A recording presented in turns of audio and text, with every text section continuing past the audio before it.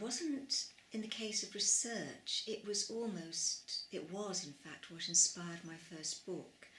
A long time ago I worked as a lecturer in further education, and I worked in a further education college in the centre of Rotherham. Now every Thursday night I used to work until 9 o'clock. I had an evening class that I taught, and at 9 o'clock I would leave the college in the centre of Rotherham, walk through the pedestrianised town centre, which was always empty, always quiet, and down to the station to catch my train. Now Rotherham Station's rather oddly configured. The road goes over a bridge, and the railway line is down in the valley under the bridge along with the river and the canal. The entrance to the station is at one end of the bridge. And this particular night I left the college, and it was a filthy night. It was cold, it was raining, it was windy, it was horrible. Anyway, I hurried through the town centre to the station, through the station entrance on the bridge, and then you kind of go past the ticket office, and they shut up shop at 9 o'clock, so no one's there. Down this long ramp onto the platform, and there's one platform for trains going to Sheffield, and opposite you have another platform for trains going to anywhere else. And at that time of night, there's usually no one there, and that particular night there was just me down on the platform. And I was standing there, and it was cold and wet, and the wind was blowing, and I could hear the chains rattling in the roof, and I wasn't happy. And I had no idea what time the train would come because it was very unreliable. And I glanced back up the ramp towards the road, or towards the exit, and there was a man standing there.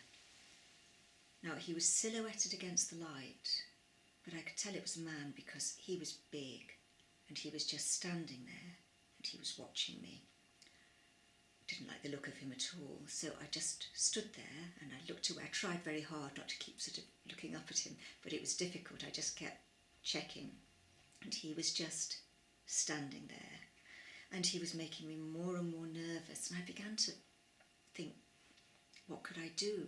And as I looked round, I realised something about the station I hadn't realised before. Opposite, behind the platform opposite, there was a timber yard with a chain link fence. Behind me there was a high wall, and over that there was the towpath, and sort of above me there was the road bridge with a high wall too. So I was completely isolated down there. In fact, the thought, on Rotherham Central Station no one can hear you scream, did kind of run through my mind. And I was getting so nervous at this point, I thought, how can I get out? And I thought, I know, I'll cross the line. And that's when I began to get seriously frightened, because I realised if I crossed the line to the other platform, I'd go up the ramp at the other side, across the bridge, and he was there. He'd positioned himself in the perfect place to block my exit from that station. And I was petrified. I sort of froze, and as I stood there thinking, what can I do? He began to walk very slowly down the ramp towards me. Well, I tried to run in 4 different directions at once, and so I didn't go anywhere. And then I heard the train.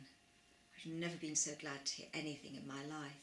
The line curves there, so you can't see the train, but the line starts to sing, and the chain link fence and the timber yard starts to vibrate, and so you know it's coming.